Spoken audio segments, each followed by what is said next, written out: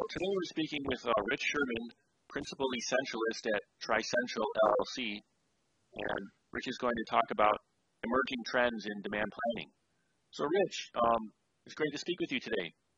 It's great to speak with you too, Dustin. It's always a pleasure. Yes, and I noticed that your session at the Institute for Business Forecasting and Planning Conference in Scottsdale, that there's a title of a chapter 5 in your book on supply chain transformation. And you had a quote which says, if you're being driven by demand, you're probably being driven crazy. What do you mean by that? Well, it's a catchy and pithy little title, but it refers to the experience I've had, particularly in consumer goods companies, but certainly just about any company. There's always been this kind of hype that kind of got started by P&G trying to, I think, drive the market crazy by creating this perception that we should all be demand driven. And if you're driven by demand, that's cool. But when we take a look at retail forecast, point of sale, the closer we get to consumer demand, the more noisy it gets and the less impactful it is. So I could maybe have, a 50, 60, 70% variance of demand across the stores in a typical grocery chain or chain store. And if I were to let that noise, the tail, if you will, wag the dog, I would have not only a bullwhip effect, which we know occurs from time delay and amplification in the communication of change as it is, but I'd be being whipped to death by that demand. So usually I tell people, if you're going out and trying to respond to demand at a consumer level, you're probably going to get driven crazy. Thank you. My next question is, how are operations impacted by poor forecast accuracy? So how can companies more rapidly integrate demand and supply planning? Okay. Yeah. That's a really good question, Dustin. It's at the end of the day, and it was great that I was at the IBF conference this week because people are talking mean average percent of error at like family level, regional level, category level. Mean average percent of error at a aggregate level is like in the 20 to 30% range, as high as 50%. Well, I can't load a category or a family or a region on a truck. I have to load cases and pallets onto trucks. And so if my MAPE is that significant at an aggregate corporate level, it's like 50% or more at the stock keeping unit by location level, where I actually have to load the truck with stuff. And if I'm shipping 10,000, 20,000, 100,000 cases a day, and I've got a 50 to 60% forecast error, that's again the tail wagging the dog in a big way. And that level of uncertainty and inaccuracy, coupled with the fact that most forecasts are only done on a weekly basis, research years ago said that, children between the ages of like 7 and 11 at some point in time want to be a fireman. Well, if you're in operations and you're operating with that level of forecast inaccuracy, you've realized your career aspirations because you're a fireman. You're going to be putting out fires throughout the week to compensate for that forecast error. And you also introduced the position of Chief Demand Management Officer, or CDMO.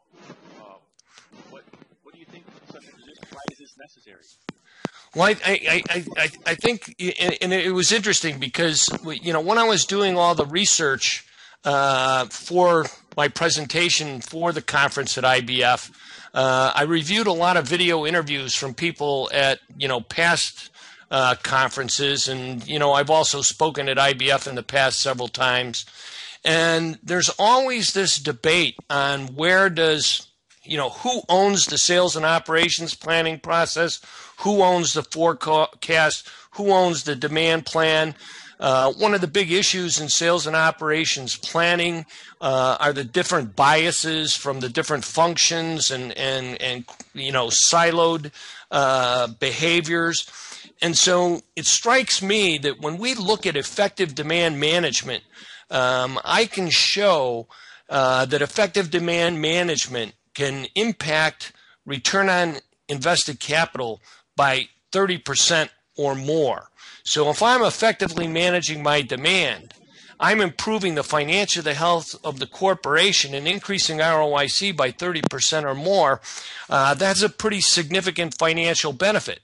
So in my mind, if demand management is that critical, and if it requires such a cross-functional focus, then what we really should have is a corporate demand management office, program office, with a chief demand management officer that reports directly to the CEO.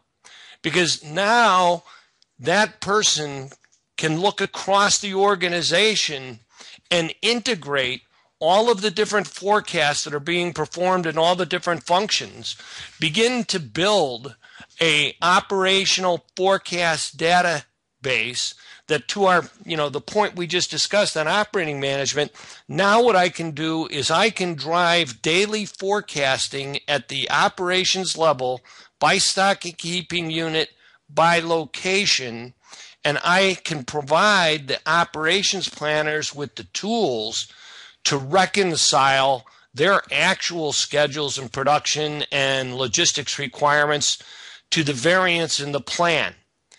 If I can do that, I can dampen the impact that forecast error has, and I can basically manage my operations through statistical process control techniques.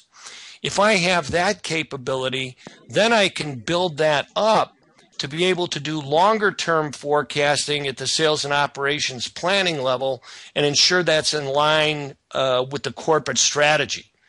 So basically, the chief demand officer owns the demand plans for the organization, but they're actually developed and executed within the functions.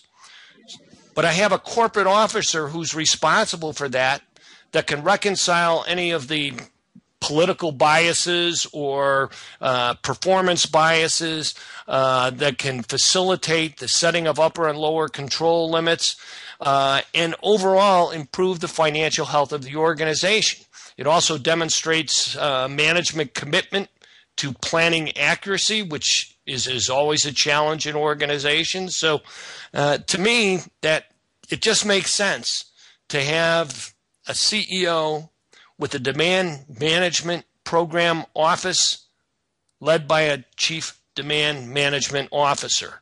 And I think we're going to see more companies adopt this because we have to find ways to improve our forecast accuracy, our planning accuracy, and be able to tie that into our financial commitments. Does that make sense? Yes, definitely. And also, what can companies do to improve their planning process? Well, I think the critical thing is to identify the financial impact that planning has on your organization.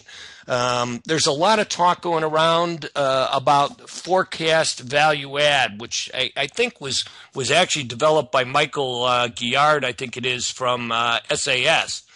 But basically, it's a way to compare and test forecasting methods as to the value they actually add to the process. So if you're spending, X millions of dollars to implement an ERP enterprise planning system, and it's not going to produce a significantly more accurate forecast than your naive walk around, this is what we did last year, we're probably going to do that this year forecast, why are you spending all your money on that? So I think an exercise in forecast value add is critical. I think the other thing that's critical is companies have to begin to segment their markets, their customers, and their products by the economic impact that they have on the organization and the financial health of the organization, and they have to apply their resources to improve the planning for those segments that contribute most to the corporate performance and financial health.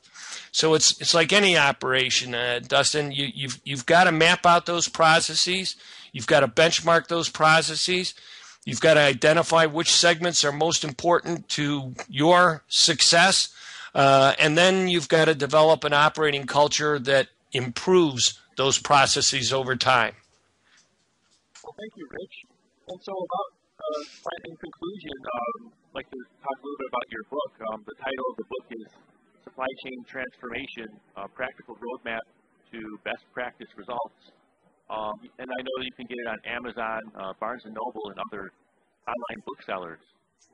Yeah, it's Wiley's a global publisher, so regardless of what country you're in, your local bookseller should be able to provide you with access to it.